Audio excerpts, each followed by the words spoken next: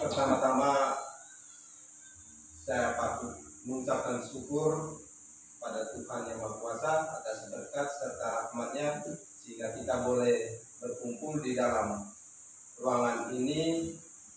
Kemudian saya menyampaikan terima kasih pula pada Bapak Ibu semuanya karena telah berkenan untuk bersama dengan saya saat ini guna mendengarkan pengimbasan budaya positif terkait pendidikan guru penggerak. Jadi hal ini saya selaku calon guru penggerak angkatan 9 SMPN 1 Solo Barat Kabupaten Flores Timur ingin menyampaikan diseminasi budaya positif program guru penggerak. Ini merupakan bagian dari aksi nyata yang harus dilalui oleh seorang guru penggerak, calon guru penggerak. Baik, Bapak Ibu yang saya hormati, kita langsung dengan pemaparan materi terkait dengan budaya positif. Ya. Pemahaman konsep budaya positif ada 6 poin yang perlu kita dengar secara bersama-sama di kesempatan ini. Yang pertama, perubahan paradigma belajar. Yang kedua, disiplin positif, motivasi perilaku manusia, kebutuhan dasar, posisi kontrol restitusi, keyakinan kelas, dan segitiga restitusi. Karena inilah yang menjadi bahan yang harus disampaikan menjadi pengimbasan dari calon guru penggerak terhadap Bapak Ibu semuanya. Yang pertama kita lihat perubahan paradigma belajar. Budaya positif merupakan perwujudan dari nilai-nilai atau keyakinan universal yang diterapkan di sekolah. Budaya positif diawali dengan perubahan paradigma tentang teori kontrol. Selama ini barangkali kita sebagai seorang guru merasa berkewajiban mengontrol perilaku siswa agar memiliki perilaku yang sesuai harapan. Nah, di sini ada suatu kegiatan kepalan tangan. Ada A dan B. Anda dan teman Anda. Yang katakan sobeklah secari kertas kecil. Tuliskan benda atau sesuatu yang berharga untuk Anda. Letakkan di salah satu tangan Anda dan genggam benda atau sesuatu tersebut dengan segala daya. Buatlah sebuah kepalan. Teman Anda B akan mencoba dengan sekuat tenaga dengan berbagai cara untuk meminta Anda memberikan benda tersebut. B bisa saja membujuk, mengancam, menghardik, merayu, bahkan menyuap, atau apa saja agar dapat membuka kepalan tangan Anda. Ini sebuah ilustrasi sebagai kita. Kalau saya mau lemparkan ini untuk didiskusikan boleh juga, tetapi saya yakin kita semua apa maksud dibalik semua ini. Sesuatu yang berharga di tangan kita tidak mungkin kita lepas dengan begitu mudah. Kalaupun ada teman kita atau siapa yang ingin membujuk kita, biar dengan cara apapun, memberi apapun, kalau memang itu sangat berharga di tangan kita, dan itu tidak mungkin terjadi. Baik, apa yang terjadi? Ya, dalam kegiatan ini sesungguhnya siapa yang memegang kendali atau kontrol untuk membuka atau menutup kepalan tangan? Itu jawaban dari ilustrasi yang barusan disampaikan tadi. Kita lihat perubahan paradigma teori kontrol atau teori pilihan atau disebut juga ilustrasi kontrol.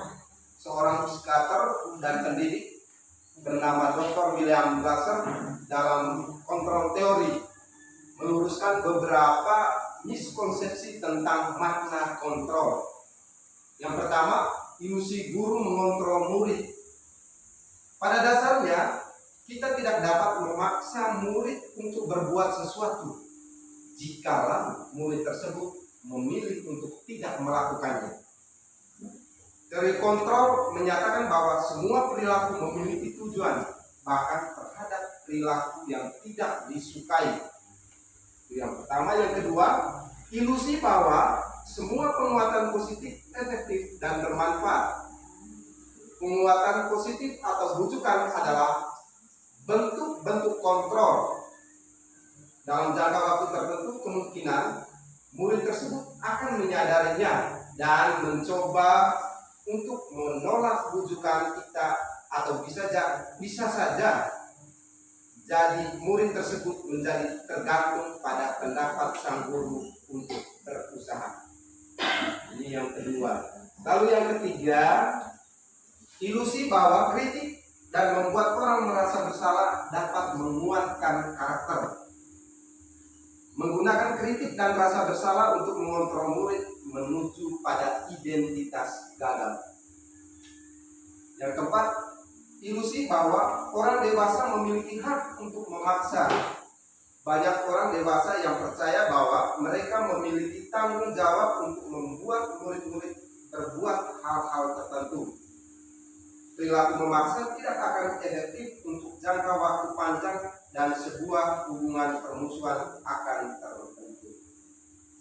Ini dampak dari ilusi yang keempat. Kita masuk pada poin yang kedua, budaya positif atau disiplin positif. Nah, apa itu budaya positif? Budaya positif adalah nilai-nilai atau keyakinan-keyakinan dan kebiasaan-kebiasaan di sekolah yang berpihak pada murid agar murid dapat berkembang menjadi pribadi yang kritis, penuh hormat, dan bertanggung jawab. Lalu makna kata disiplin. Ketika mendengar kata disiplin, apa yang terbayang di benak kita? Apa yang terlintas di pikiran kita? Kebanyakan orang akan menghubungkan kata disiplin dengan tata tertib, teratur, dan kepatuhan pada peraturan. Kata disiplin juga sering dihubungkan dengan hukuman. Padahal itu sungguh berbeda, karena belajar tentang disiplin positif tidak harus dengan memberi hukuman. Justru itu adalah salah satu alternatif terakhir, dan kalau perlu tidak digunakan sama sekali. Dalam budaya kita, makna kata disiplin dimaknai menjadi sesuatu yang dilakukan seseorang pada orang lain untuk mendapatkan kepatuhan. Kita cenderung menghubungkan kata disiplin dengan ketidaknyamanan.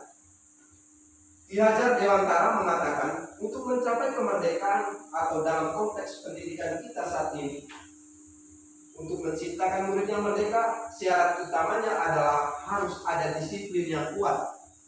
Disiplin yang dimaksud adalah disiplin diri yang memiliki motivasi internal. Jika kita tidak memiliki motivasi internal, maka kita memerlukan pihak lain untuk mendisiplinkan kita, atau motivasi eksternal, karena berasal dari luar, bukan dari dalam diri kita sendiri. Yang ketiga, motivasi perilaku manusia.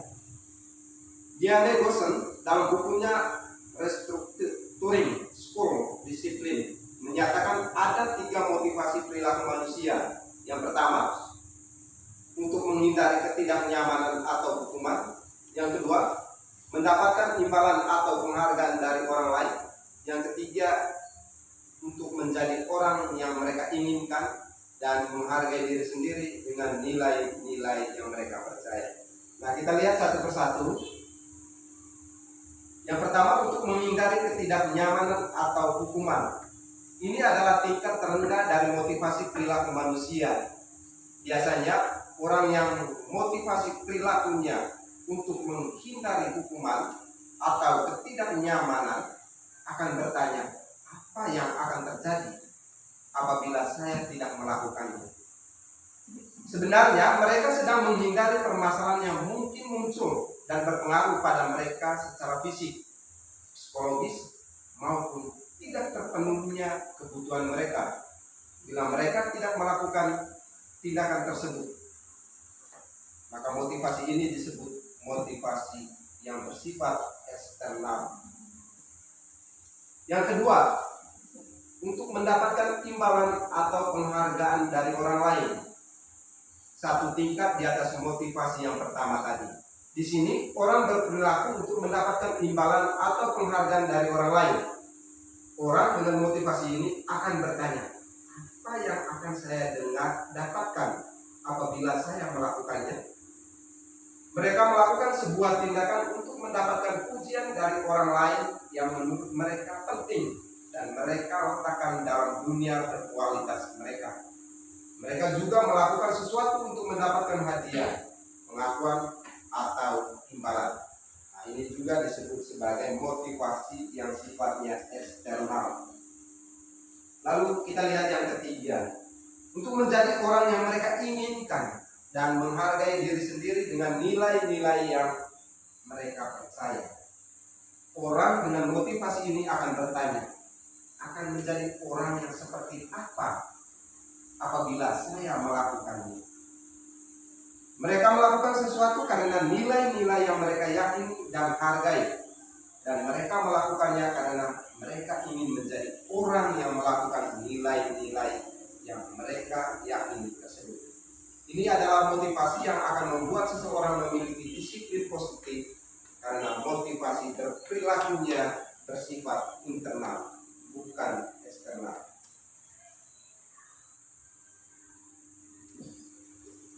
Kita masuk pada poin berikut, posisi kontrol restitusi. Posisi kontrol guru seperti apa yang dapat mewujudkan budaya positif di sekolah? Untuk mewujudkan budaya positif di sekolah ada 3 poin. Yang pertama, 5 posisi kontrol guru. Yang kedua, keyakinan kelas. Dan yang ketiga, segitiga restitusi. Kita lihat 5 posisi kontrol sebagai guru pada teori kontrol Dr. William Glasser. Yang pertama, sebagai penghukum. Seorang penghukum bisa menggunakan hukuman fisik maupun verbal. Orang-orang yang menjalankan posisi penghukum senantiasa mengatakan bahwa sekolah memerlukan sistem atau alat yang dapat lebih menekan murid-murid lebih dalam lagi. Guru-guru yang menerapkan posisi penghukum akan berkata, patuhi aturan saya atau awas.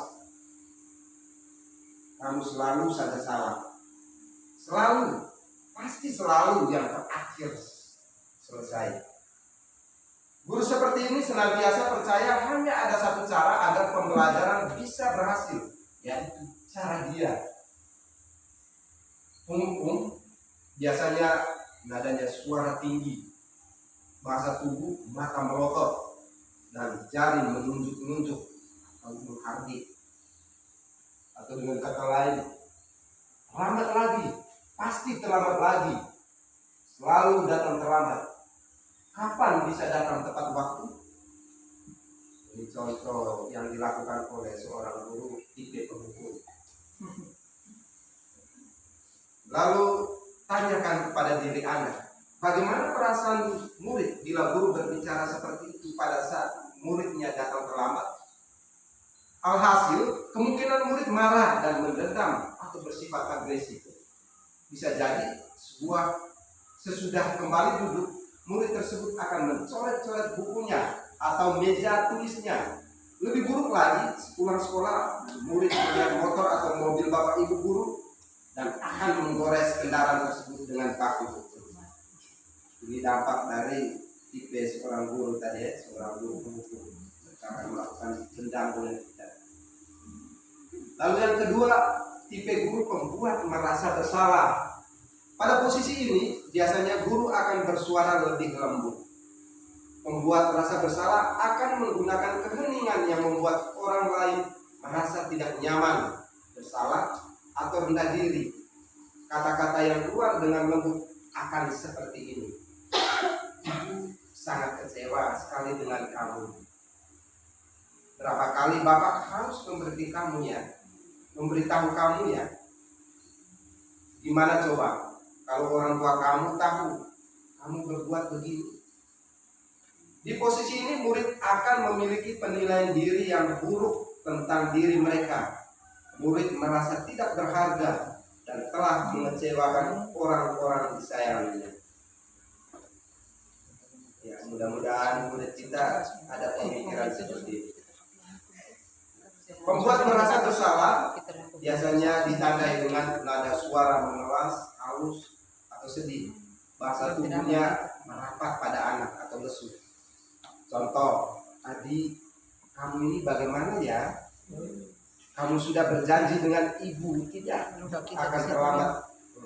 Saya ulangi, Adi, kamu ini bagaimana ya? Kamu sudah berjanji dengan ibu tidak akan terlambat lagi. Kamu kenapa ya? Senang sekali mengecewakan ibu. Ibu benar-benar kecewa sekali. Bagaimana perasaan murid bila ditegur seperti cara ini? Hasilnya, murid akan merasa bersalah. Bersalah telah mengecewakan ibu atau bapak gurunya. Murid akan merasa menjadi orang yang gagal dan tidak sanggup membahagiakan orang lain. Kadangkala, sikap seperti ini lebih berbahaya dari sikap penghukum. Karena emosi akan tertanam rapat di dalam. Murid menahan perasaan. Tidak seperti murid yang dengan guru penghukum, di mana murid bisa menumpahkan amarahnya walaupun dengan cara negatif. Murid tertekan seperti inilah yang tiba-tiba bisa meletus amarahnya dan bisa menyakiti diri sendiri atau orang lain. Yang ketiga, posisi sebagai teman. Guru pada posisi ini tidak akan menyakiti murid, namun akan tetap berupaya mengontrol murid melalui persuasi. Posisi teman pada guru bisa negatif ataupun positif. Positif di sini berupa hubungan baik yang terjalin antara guru dan murid. Guru di posisi teman menggunakan hubungan baik dan humor untuk mempengaruhi seseorang. Mereka akan berkata, ayo bantulah demi bapak ya. Ayo ingat tidak bantuan bapak selama ini. Ya, sudah kali ini tidak apa-apa, nanti ibu bantu bereskan. Hal negatif dari posisi teman adalah bila suatu saat guru tersebut tidak membuat, maka murid akan kecewa dan berkata, saya pikir bapak ibu teman saya. Murid merasa dikecewakan dan tidak mau lagi berusaha. Hal lain yang mungkin timbul adalah murid hanya akan bertindak untuk guru tertentu dan tidak untuk guru lainnya. Murid akan tergantung pada guru tersebut. Ini juga dampak dari guru sebagai posisi teman. Dia akan tergantung dengan guru bersangkutan. Posisi teman biasanya bernada suara ramah, akrab, bercanda, lalu bahasa tubuhnya merapat pada murid, mata dan senyum jenaka. Seperti ini. Adi, ayolah, bagaimana sih kamu? Kemarin kamu sudah janji ke bapak bukan? Kenapa terlambat lagi? Sambil ketawa ringan. Ya, sudah tidak apa-apa, duduk dulu sana. Nanti Pak Guru bantu. Kamu ini sambil tersenyum. Bagaimana perasaan murid dengan sikap guru seperti ini? Hasilnya, murid akan merasa senang dan akrab dengan guru itu.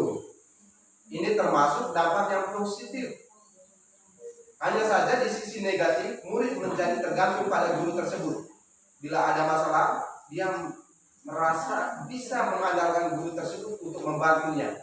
Akibat lain dari posisi teman, Adi hanya akan berbuat sesuatu bila yang menyuruh adalah guru tersebut, dan belum tentu berlaku yang sama dengan guru atau orang lain. Lalu kita lihat sebagai pemantau. Guru sebagai pemantau. Memantau berarti mengawasi. Pada saat kita mengawasi, kita bertanggung jawab atas perilaku orang-orang yang kita awasi. Posisi pemantau berdasarkan pada peraturan-peraturan dan konsekuensi. Dengan menggunakan sanksi atau konsekuensi, kita dapat memisahkan hubungan pribadi kita dengan murid. Sebagai seseorang yang menjalankan posisi pemantau, pertanyaan yang diajukan seseorang pemantau, misalnya dengan cara, peraturannya apa? Apa yang telah kamu lakukan? Sanksi atau konsekuensi apa? Seorang pemantau sangat mengandalkan penghitungan, catatan, data yang dapat digunakan sebagai bukti atas perilaku seseorang. Posisi ini akan menggunakan stiker, slip catatan, daftar cek. Posisi pemantau sendiri berawal dari teori stimulus respon yang menunjukkan tanggung jawab guru dalam mengontrol murid. Biasanya posisi pemantau bernada suara datar, bahasa tubuhnya formal. Contoh, seorang guru, "Adi, tahukah kamu jam berapa kita memulai?" Lalu seorang murid menjawab, "Tahu, Pak." Lalu guru lagi, "Kamu terlambat 15 menit. Apakah kamu sudah mengerti konsekuensi yang harus dilakukan bila terlambat?" Lalu seorang murid lagi menjawab, "Paham, Pak. Saya harus tinggal kelas pada jam istirahat nanti dan mengerjakan tugas ketertinggalan saya." Seorang guru lagi, "Ya benar. Nanti pada saat jam istirahat kamu harus tinggal di kelas untuk menyelesaikan tugas yang tertinggal tadi. Saya tunggu." Bagaimana perasaan murid diperlakukan seperti ini? Kita lihat. Hasilnya, murid memahami konsekuensi yang harus dijalankan karena telah melanggar salah satu peraturan sekolah. Guru tidak menunjukkan suatu emosi yang berlebihan, menjadi marah atau membuat merasa berbuat salah. Murid tetap dibuat tidak nyaman, yaitu dengan harus tinggal kelas pada waktu jam istirahat dan mengerjakan tugas. Guru tetap harus memantau murid pada saat mengerjakan tugas di jam istirahat karena murid tidak bisa ditinggal seorang diri. Nah, kita lihat yang terakhir, posisi manajer. Posisi terakhir adalah manajer. Adalah posisi di mana guru berbuat sesuatu bersama dengan murid, mempersilahkan murid mempertanggungjawabkan perilakunya, mendukung murid agar dapat menemukan solusi atas permasalahannya sendiri. Seorang manajer telah memiliki keterampilan di posisi teman maupun pemantau. Dengan demikian, bisa jadi di waktu-waktu tertentu kembali kepada kedua posisi tersebut bila diperlukan. Namun, bila kita menginginkan murid-murid kita menjadi manusia yang merdeka, mandiri, dan bertanggung jawab, maka kita perlu mengacu pada restitusi yang dapat menjadi murid kita seorang manajer bagi dirinya sendiri. Nah, kita lihat di manajer, murid diajak untuk menganalisis kebutuhan dirinya maupun kebutuhan orang lain. Di sini penekanan bukan pada kemampuan membuat konsekuensi, namun dapat berkolaborasi dengan murid bagaimana memperbaiki kesalahan yang ada. Seorang manajer akan berkata, "Apa yang kita yakini? Apakah kamu meyakini? Jika kamu meyakininya, apakah kamu bersedia memperbaikinya? Jika kamu memperbaiki ini, hal ini menunjukkan apa tentang dirimu? Apa rencana kamu untuk memperbaiki hal ini?" Nah, ini pertanyaan-pertanyaan yang dilontarkan oleh seorang guru yang posisi sebagai manajer terhadap muridnya apabila melakukan kesalahan. Tugas seorang manajer bukan untuk mengatur perilaku seseorang. Kita membimbing murid untuk dapat mengatur dirinya. Seorang manajer bukannya memisahkan murid dari kelompoknya, tapi mengembalikan murid tersebut ke kelompoknya dengan lebih baik dan kuat. Bisa jadi dalam praktik penerapan disiplin sehari-hari kita akan kembali ke posisi teman atau pemantau karena murid yang ditangani belum siap diajak berdiskusi atau diundang melakukan restitusi. Namun perlu disadari, tujuan akhir dari 5 posisi kontrol seorang guru adalah pencapaian posisi manajer, di mana di posisi inilah murid dapat menjadi pribadi yang mandiri, merdeka, dan bertanggung jawab atas segala perilaku dan sikapnya, yang pada akhirnya dapat menciptakan lingkungan yang positif, nyaman, dan aman.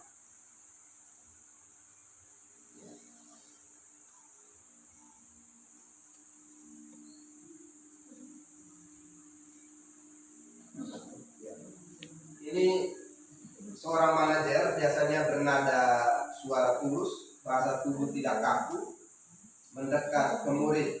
Contoh, apakah kamu mengetahui jam berapa sekolah dimulai? Lalu seorang murid bernama Adi menjawab, tahu Pak, jam 7. Guru lagi, ya, jadi kamu terlambat. Kira-kira bagaimana kamu akan memperbaiki masalah ini? Adi, saya bisa menanyakan teman saya Pak, untuk mengejar tugas yang tertinggal. Guru, baik, itu bisa dilakukan. Apakah besok akan ada masalah untuk kamu agar bisa hadir tepat waktu ke sekolah? Lalu seorang murid bernama Adi lagi menjawab, tidak Pak, saya bisa hadir tepat waktu. Guru, baik, saya hargai usahamu untuk memperbaiki diri. Lalu, bagaimana perasaan murid diperlakukan seperti ini? Pada posisi manajer, maka suara guru sebaiknya tulus, tidak perlu marah, tidak perlu meninggikan suara, apalagi menunjuk-nunjuk jari pada murid, berkali pinggang, atau bersikap seolah-olah menyesal, tampak sedih sekali akan perbuatan murid ataupun bersenda gurau menempatkan diri sebagai teman murid. Fokus pada murid, bukan untuk membahagiakan guru atau orang tua. Murid sudah mengetahui adanya suatu masalah dan sesuatu perlu terjadi. Bila guru mengambil posisi pemantau, guru akan melihat apa konsekuensinya, peraturannya. Pada posisi manajer, guru akan mengembalikan tanggung jawab pada murid untuk mencari jalan keluar permasalahannya, tentu dengan bimbingan guru. Lalu kita lihat di restitusi. Restitusi adalah proses kolaboratif yang mengajarkan murid untuk mencari solusi untuk masalah dan membantu murid berpikir tentang orang seperti apa yang mereka inginkan dan bagaimana mereka harus memperlakukan orang lain. Ini Kelson Gosen punya pikiran. Yang keenam, keyakinan kelas dan segitiga restitusi. Menurut Gosen, suatu keyakinan lebih memotivasi seseorang dari dalam atau memotivasi secara intrinsik. Seseorang akan lebih tergerak dan bersemangat untuk menjalankan keyakinannya daripada hanya sekedar mengikuti serangkaian peraturan. Murid-murid pun demikian. Mereka perlu mendengarkan dan mendalami tentang suatu keyakinan daripada hanya mendengarkan peraturan-peraturan yang mengatur mereka harus berlaku begini atau begitu. Kita lihat prosedur pembentukan keyakinan kelas. 1. Mempersilakan warga sekolah atau murid-murid di sekolah atau kelas untuk bersuara pendapat tentang peraturan yang perlu disepakati di sekolah atau di kelas. Yang kedua, mencatat semua masukan-masukan para murid atau warga sekolah di papan tulis atau di kertas besar, di mana semua anggota kelas atau warga sekolah bisa melihat hasil surah pendapat. Yang ketiga, susunlah keyakinan kelas sesuai prosedur pembentukan keyakinan sekolah atau kelas. Gantilah kalimat-kalimat dalam bentuk negatif menjadi positif. Yang keempat, tinjau kembali daftar curah pendapat yang sudah dicatat. Anda mungkin akan mendapati bahwa pernyataan yang tertulis di sana masih banyak yang berupa peraturan-peraturan. Yang kelima, tinjau ulang keyakinan sekolah atau kelas secara bersama-sama. Sebaiknya keyakinan sekolah atau kelas tidak terlalu banyak, bisa berkisar antara 3 sampai 7 prinsip. Yang keenam, setelah keyakinan sekolah atau kelas selesai dibuat, maka semua warga kelas dipersilakan meninjau ulang dan menyetujuinya dengan menandatangani keyakinan sekolah atau kelas tersebut, termasuk guru dan semua warga kelas tersebut. Kemudian yang ketujuh, keyakinan sekolah atau kelas selanjutnya bisa dilekatkan di dinding kelas di tempat yang sudah dilihat semua warga kelas. Lalu ada segitiga restitusi. Ada validasi tindakan yang salah, menstabilkan identitas, keyakinan, menanyakan keyakinan. Kita lihat satu persatu. Menstabilkan identitas. Pada tahap ini seorang guru akan membantu anak untuk tenang, memberi penguatan dan mencari solusi untuk menyelesaikan permasalahan dengan jujur atas perbuatan yang telah dilakukan. Yang kedua, validasi tindakan yang salah. Pada tahap ini seorang guru harus memahami kebutuhan dasar yang mendasari tindakan siswa berbuat kesalahan. Oleh karena itu, guru harus memvalidasi tindakan kesalahan mereka dari tujuan mengapa mereka melakukan kesalahan tersebut. maka anak merasa dipahami dan mereka akan lebih jujur dan bertanggung jawab terhadap kesalahan yang sudah dilakukan serta merasa dihargai. Yang ketiga, menanyakan keyakinan. Pada tahap ini, guru akan menghubungkan kesalahan siswa dengan nilai-nilai yang dia percaya dan berpindah menjadi orang yang dia inginkan. Saat mereka melakukan kesalahan, bukan lagi hukuman yang akan mereka dapatkan, namun kesadaran diri untuk mengakui kesalahan dan mengevaluasi diri untuk melakukan perubahan pada dirinya dengan memahami nilai-nilai kebajikan universal yang mereka percayai dan kembali menjadi sosok yang terbaik saat kembali di kelompok ini. Baik, jadi itulah beberapa poin terkait budaya positif yang mestinya harus kita pahami sebagai seorang guru di lembaga pendidikan. Demikian Bapak Ibu, terima kasih banyak. Selamat pagi, salam sehat untuk kita semua.